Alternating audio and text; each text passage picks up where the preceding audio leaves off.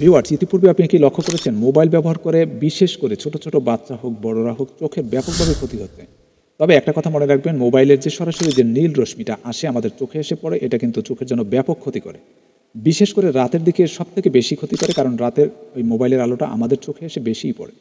তো প্রত্যেক mobile company মোবাইলে ব্রাইটনেস অপশনে যে সমস্ত চোখের জন্য নিরাপত্তার যে সমস্ত সেটিংস দিয়েছে, সেই সেটিংসগুলো আজকের ভিডিওতে আমি করে দেখাবো। অর্থাৎ আলোক রশ্মি অর্থাৎ নীল যে আলোটা আসে সেটা যাতে না আসে, আর রৌদ্রোজ্জ্বল যে রশ্মিটা আসে সেই সিস্টেমটা কীভাবে করতে হয় আজকের ভিডিওতে আমি সেটি দেখব।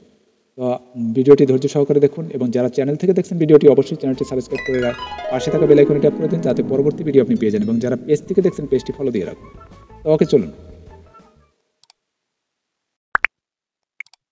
ভিউয়ার্স, প্রথমে আপনার ফোনের সেটিংসে চলে যাবেন। ফোনের সেটিংসে গিয়ে দেখবেন ব্রাইটনেস, ডিসপ্লে অ্যান্ড ব্রাইটনেস এই অপশনে ট্যাপ করবেন। দেখুন নিচের দিকে লেখা আছে আই প্রোটেকশন। এই যে আই প্রোটেকশন অপশনটা আছে, এই আই প্রোটেকশন অপশনটা ট্যাপ করুন। এখন আপনাদের যদি আই প্রোটেকশন মানে চোখের নিরাপত্তা, এই চোখের নিরাপত্তা অপশনটা যদি অফ থাকে, দেখুন আমি অফ করে দিলাম। অফ করার সাথে সাথে আপনি কি দেখতে পাচ্ছেন যে আমার মোবাইল থেকে নীল আলো আসতেছে। এই নীল আলোটা যে আমার চোখের উপরে যখন পড়ে তখন কিন্তু আমার চোখের অনেক ক্ষতি হয়। তার মানে সকলেরই ক্ষতি হবে যদি চোখের উপরে পড়ে। তো আমি এই আই প্রোটেকশন অপশনটা অন করে দিলাম। এখন দেখুন রৌদ্রোজ্জ্বলের একটা আলো এরকম কিন্তু আসছে। তো নিচের দিকে দেখুন, আপনি যদি চান যে ওয়াল টাইম সেট করবেন, আপনি যদি চান যে সূর্য যখন উঠবে তখন থেকে শুরু হবে এবং সূর্য অস্ত পর্যন্ত থাকবে এই সেটিংসটা, তাহলে আপনি এইটা অন করে দেবেন। তাহলে এইটা অন করে দিলে দেখা যায় কি আপনার এলাকায় যখন সূর্য উঠবে তখন কিন্তু এই সেটিংসটা অন করলে কার্যকর থাকবে না। কিন্তু সিস্টেমটা কি দেখুন, খেয়াল করে দেখবেন, সেটা হচ্ছে দেখুন এখন কিন্তু সূর্যের আলো আছে।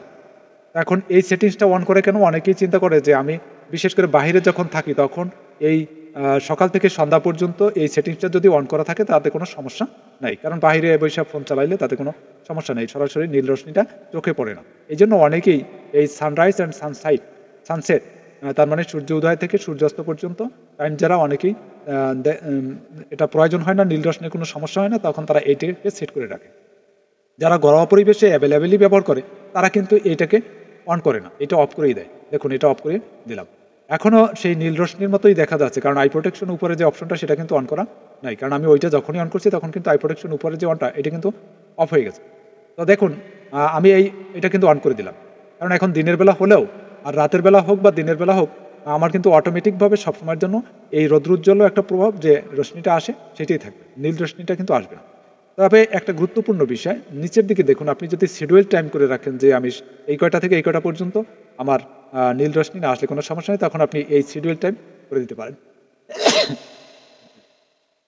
দেখা যায় এখানে কিন্তু টাইম সেট করা যায়, আপনি কয়টা থেকে কয়টা পর্যন্ত দেবেন সেটা কিন্তু দিতে পারেন, কিন্তু আমি যেরকম দেন ব্যক্তিগতভাবে সেভাবে দিতে পারেন। আমি সেইভাবে না দিয়ে আমি শুধু সরাসরি আই প্রোটেকশন অফটাই দেব। এবং সবথেকে যে গুরুত্বপূর্ণ বিষয় সেটা হচ্ছে কি, নিচের দিকে দেখুন, আমি এই আই প্রোটেকশন এটাই দিলাম, শুধু এটাই দিয়ে দিলাম, কারণ আমার অল টাইম দরকার আছে, কারণ আমি ভিডিও তৈরি করি বা আমার বাসায় থাকা পরে সবসময়ের জন্য বেশি। তো আমার দেখা যায় রাতের দিকে হোক আর দিনের দিকে হোক আমার সবসময়ের জন্য এটা প্রয়োজন।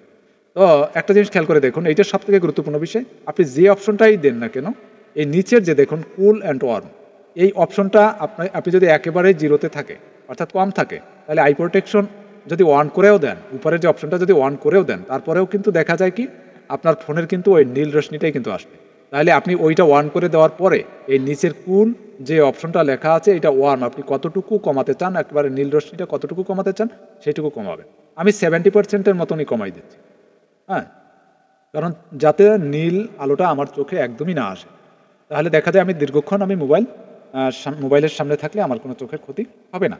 তো ভিউয়ার্স, অবশ্যই যাদের বুঝতে এখনও কোনো সমস্যা হয় বা হয়েছে তারা অবশ্যই এই ভিডিওর কমেন্টে জানাতে পারেন, আমি রিপ্লাই দিয়ে জানিয়ে দেবো যে আপনার সেই সমস্যার সমাধান কীভাবে করা যায়। তো যারা চ্যানেলটি এখনও সাবস্ক্রাইব করেনি, এরকম নিত্য নতুন টিপস পেতে চ্যানেলটি সাবস্ক্রাইব করে রাখুন। সবাই ভালো থাকবেন, সুস্থ থাকবেন, আল্লাহ হাফেজ।